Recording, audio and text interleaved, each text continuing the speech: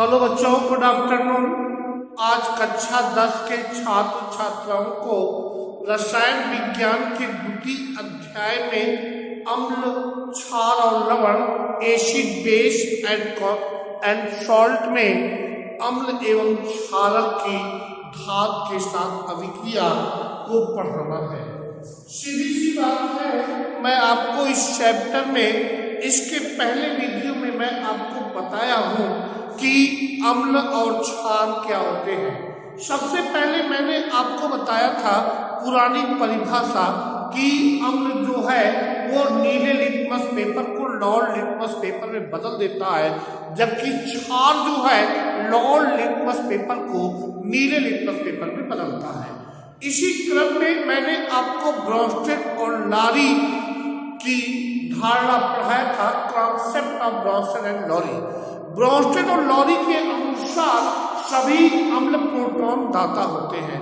मैंने आपको इसको सिद्ध भी किया था कि देखो बेटा, अगर ये एसिड है तो सीधी सी बात है, ये एसिड आपका क्या करेगा, ये एसिड जो है वो आपका प्रोटॉन दाता है। इसी क्रम में आप ये भी कह सकते हैं वे सभी पदार्थ जो आसानी से प्रोटॉन का त्याग करते हैं अम्ल कहलाते हैं। इसके बाद क्षार या बेस, आप ये कह लें वे सभी पदार्थ जो आसानी से प्रोटॉन को ग्रहण करते हैं वे क्षार कहलाते हैं। अर्थात आप ये कह सकते हैं कि सभी क्षारक प्रोटॉन ग्राही होते हैं। इसी क्रम में मैंने आपको सीधे तौर पे बताया बेटा कि आपको लुईस की कॉन्सेप्ट या लुईस की धारणा, सीधी सी बात है लुईस की धारणा क्या है। मैंने आपको ये स्पष्ट रूप से बताया कि जो लुईस की धारणा है वो ये है कि सभी अम्ल या क्या करते हैं, सभी लुईस क्षार इलेक्ट्रॉन युक्त दाता होते हैं। मैंने आपको इसी ग्रीन बोर्ड पर मैंने अमोनिया और बोरान ट्राइफ्लोराइड का स्ट्रक्चर या अमोनिया और प्रोटॉन का संयोग में दिखाया था कि देख लीजिए आप अमोनिया जोड़ा इलेक्ट्रॉन का क्या करता है। मेरे कहने का आशय है वे सभी पदार्थ जो इलेक्ट्रॉन युक्त का त्याग करता है उससे हम लुईस क्षार कहते हैं, और वे सभी पदार्थ जो इलेक्ट्रॉन युक्त को ग्रहण करते हैं उसे हम लुईस अम्ल कहते हैं। अर्थात अमोनिया और बोरान ट्राइफ्लोराइड के मिश्रण में आपको देखने को मिला कि जो अमोनिया है वो लुईस क्षार है और जो बोरान ट्राइफ्लोराइड है वो आपका लुईस अम्ल है। इसी क्रम में आज मैं आपको पढ़ाऊंगा कि अम्ल एवं क्षारक की धात के साथ क्रिया, या जिसको आप ये कह लो बेटा reaction of acid and alkali और बेस विद मेटल्स। आपको मैं बता दूं, आपके सामने मैं ये स्मॉल ए रिएक्शन जब लिखूंगा तो ये स्मॉल ए रिएक्शन जब कंप्लीट हो जाएगा तो आप कहोगे सर ये रिएक्शन किसी भी धात का रिएक्शन जो है आपने अम्ल के साथ करा दिया है। ये आपके सामने हमने लिखा है Zn, या जिसको आप ये कह लीजिए ये आपका जिंक मेटल है। अगर आप हमसे पूछेंगे कि ये मेटल क्यों है तो मैं आपको बताया हूँ, अक्सर बताता भी हूँ कि मॉडर्न कॉन्सेप्ट यही कहता है जिस पर परमानेंटली पॉजिटिव चार्ज होगा वो मेटल, और जिस पे परमानेंटली निगेटिव चार्ज होगा वो नॉन मेटल। जिंक जो है वो +2 चार्ज को शो करता है, ये आपका जो है मेटल है। इसी क्रम में जो आपका ये जिंक मेटल है, इस जिंक मेटल या जिंक धात की क्रिया जो है आपने डाइल्यूट H2SO4 या जिसको आप लोग कहते हैं तम, या जिसको आप लोग डाइल्यूट कहते हैं, इसके साथ कराएंगे। यदि आप मुझसे बात करेंगे तम H2SO4 या डाइल्यूट H2SO4 तो मैं सीधे कहूंगा कि उस विलेन में H2SO4 की जो क्वांटिटी है निश्चित क्वांटिटी से कम है। अब इसके बाद जब रिएक्शन होगा आपको मालूम होना चाहिए कि आपको मैंने ही पढ़ाया है रिएक्टिविटी सीरीज या एक्टिविटी सीरीज। वो जो रिएक्टिविटी सीरीज है या जो एक्टिविटी सीरीज है उसको हिंदी में सक्रियता श्रेणी कहते हैं। सक्रियता श्रेणी में आपको मैंने पढ़ाया है कि इस श्रेणी में धातुओं के सक्रियता के घटते हुए क्रम में रखा गया है, अर्थात जो धातु सबसे ऊपर है उसकी सक्रियता सबसे अधिक है और जो तत्व या धातु नीचे है उसकी सक्रियता कम है। सीधी सी बात है, जो आपका जिंक है, जो आपका जिनेन है, उसकी सक्रियता जो है हाइड्रोजन से अधिक है। ऐसे कंडीशन में ये जिंक इस हाइड्रोजन को रिप्लेस करेगा या विस्थापित करेगा और यहाँ से आपको हाइड्रोजन गैस एलिमिनेट कर जाएगा और प्रोडक्ट क्या मिलेगा, ZnSO4, या जिसको आप लोग कर लीजिए ये आपका जिंक सल्फेट है, या ये आपके सामने मैंने धड़ल्ले से लिखा है ZnSO4, या जिसको मैं ये कह सकता हूँ ये जिंक सल्फेट है। मेरे कहने का साफ साफ आशय है कि जब जिंक धातु की क्रिया टन सल्फ्यूरिक अम्ल के साथ कराएंगे तो जिंक सल्फेट और आपका हाइड्रोजन गैस प्राप्त होगा। यदि आप हमसे ये पूछना चाहते हैं कि जो ये जिंक सल्फेट है ये क्या है, मैं कहूँगा जिंक सल्फेट ये लवण है। आप हमसे पूछेंगे लवण को कैसे आइडेंटिफाई करेंगे, बेटा बता दूं, वो कॉन्सेप्ट पुराना कॉन्सेप्ट है कि एसिड और बेस रिएक्शन करके आपका साल्ट और वाटर बनाता है, लेकिन जो न्यूली आपका डिफिनीशन है या जो न्यू डिफिनीशन है जिसके अकॉर्डिंग आप आइडेंटिफाई करेंगे, मैं हमेशा कहता हूं कि कोई भी लवण आपके सामने है तो सबसे पहले आप ये चेक कर लीजिए, आप ये वेरीफाई करिए कि वह लवण जो है किस अम्ल का लवण है।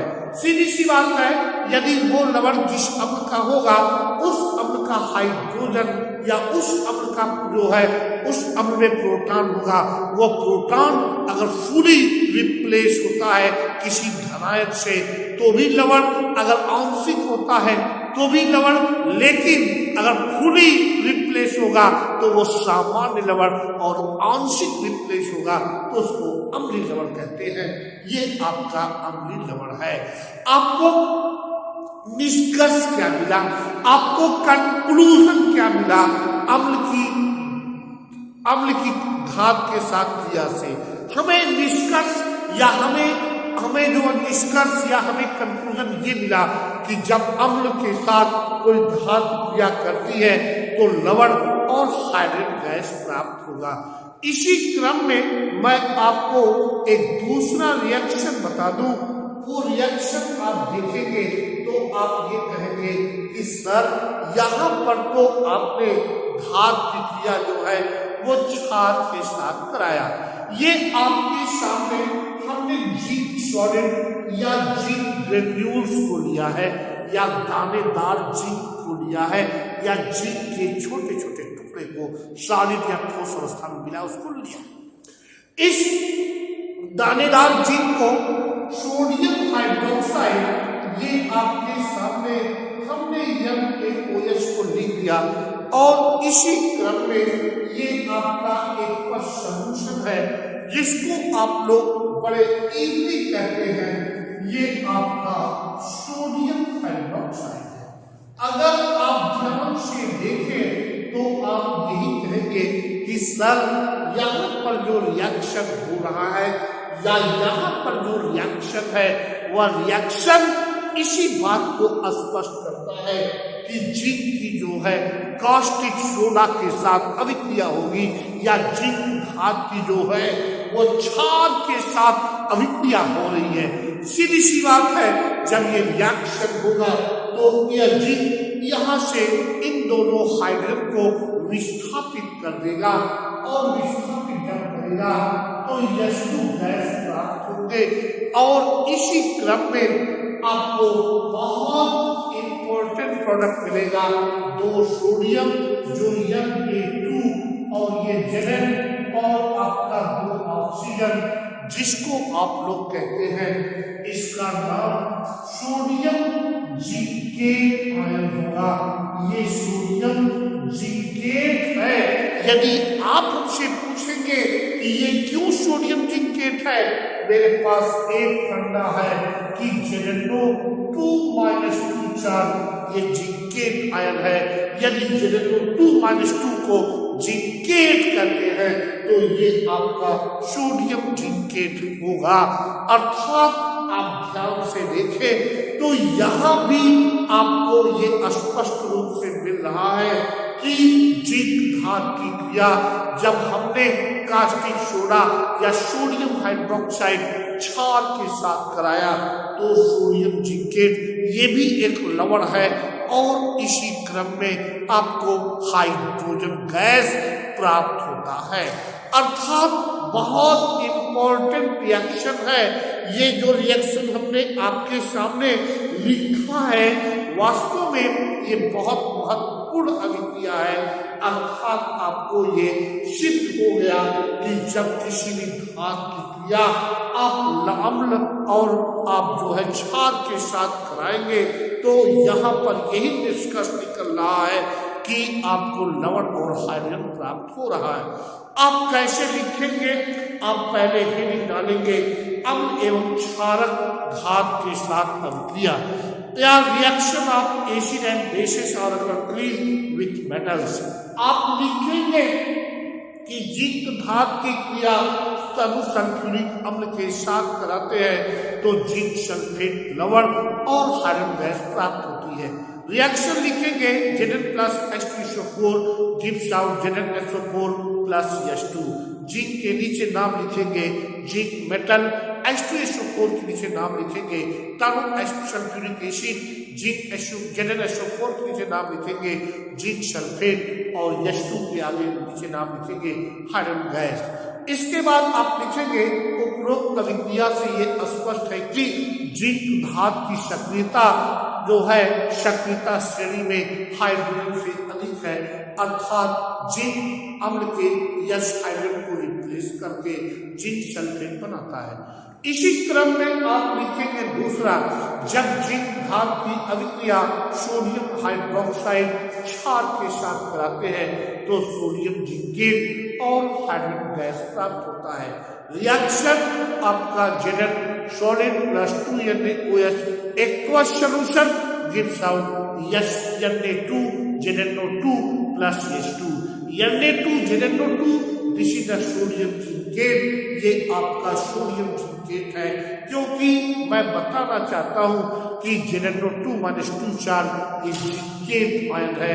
और इस तरह से आपके सामने ये मैंने कंप्लीट आपको आज पढ़ाया कि अम्ल और क्षार धात के साथ अभिक्रिया, अम्ल और क्षारक के साथ धात की क्रिया या अम्ल एवं क्षारक धात के साथ क्रिया कैसे करते हैं।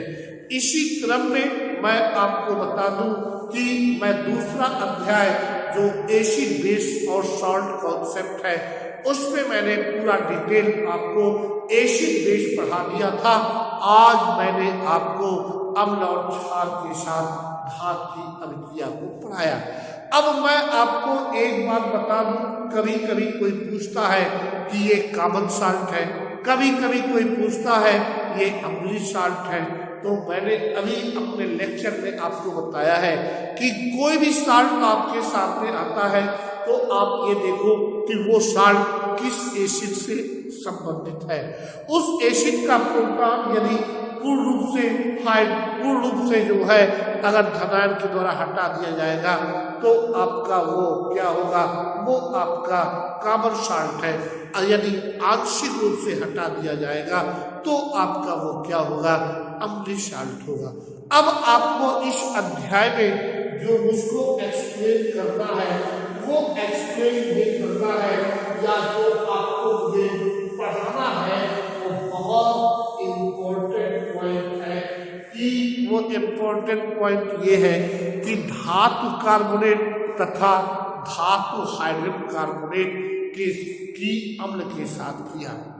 आपको मैं बता दूं ये सिंपली आपके सामने मैंने लिखा है H2CO3, जिसको बेटा आप लोग कहते हैं ये कार्बोनिक अम्ल है।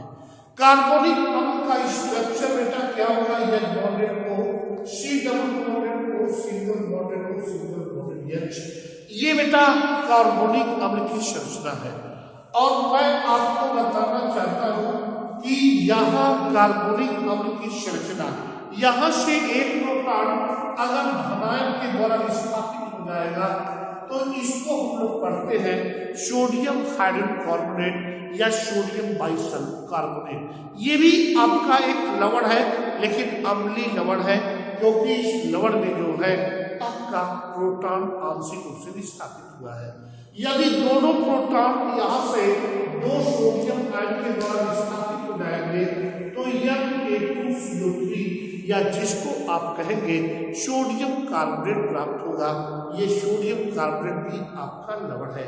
मेरे कहने का आशय है कि आपको मैं जब इस हेडिंग के अंतर्गत मैं आपको सोडियम बाइकार्बोनेट जो धातु हाइड्रोकार्बोनेट है, सोडियम कार्बोनेट जो धात्विक कार्बोनेट है, इस पर जब मैं हाइड्रोक्लोरिक अम्ल का रिएक्शन कराऊंगा तो आपको देखने को मिलेगा कि आपका लवण बनेगा, आपका जल बनेगा और आपका कार्बन डाइऑक्साइड बनेगा।